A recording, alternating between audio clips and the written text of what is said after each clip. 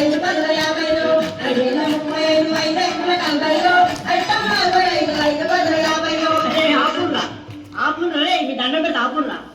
ఇక ఎక్కాల వాడును, దానికి ఒక కోరస్. నా తలకాయ తినేస్తుడు కదరా. అరే అక్బరు కూర్చో, నువ్వు కూర్చో నాయన, అద్దు నీ ఎక్కాలద్దు, ఈ కథ అద్దు, కూర్చో. అరే పాత ఇంప సామానమ్మే పాపన్న కొడుకు వచ్చిండా అయ్యాలా? వచ్చినా సార్ వచ్చినా. నువ్వేనా? లేవురా, లేచి నిలబడు, లేచి నిలబడు. సార్ ఎంత లేవాలా సార్? గింత చాలా. అరే పందికొక్కు మొత్తాన్ని లేచి నిలబడు, నిలబడు. అమాతం నిల్చున్నా సార్, అమాతం నిల్చున్నా. ఇగో నిల్చున్నావా? మూడెక్కలు చదువురా.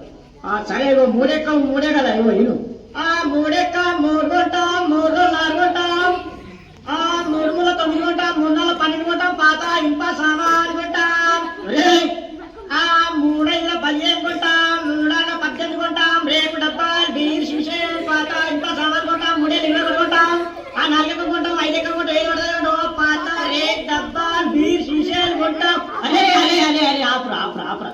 నువ్వు ఎక్కలు చదువుతున్నావా? దండ చేస్తున్నావా? నువ్వు ఏందిరా నువ్వు? నీ ఎక్క మధ్య ఏమవుతుంది? అబ్బా తలకాయ అంతా మొత్తం ఇంటానవు కదా నువ్వు కూర్చో, నువ్వు కూర్చో.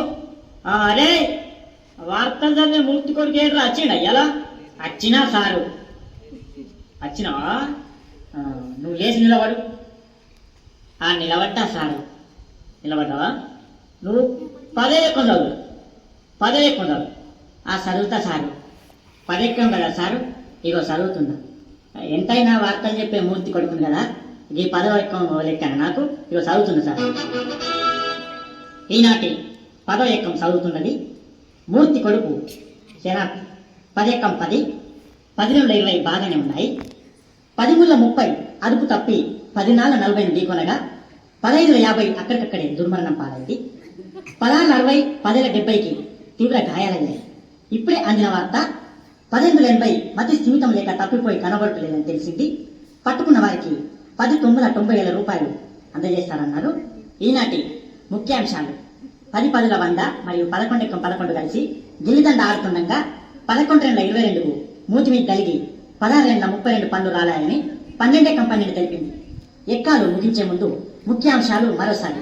ఒరే ఒరే నీ ఎక్కాలు పాడుగాను, నీ ఎక్కాల కగ్గిలలుగా. అవి ఎక్కాలా వార్తలా?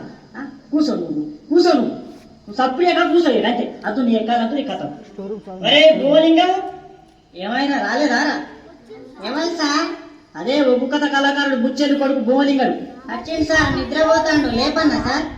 ఆహా లేపురి వానికి ఎప్పుడు నిద్రనే వానికి ఇల్లు బడి ఒకటే నిద్ర మొదలు సార్ లేపురి మన లేపురి లేచిన సార్? లేచినవా ఏడెక్కం చదువురా నాయన ఏడెక్కం చదువు ఏడెక్కమా సార్?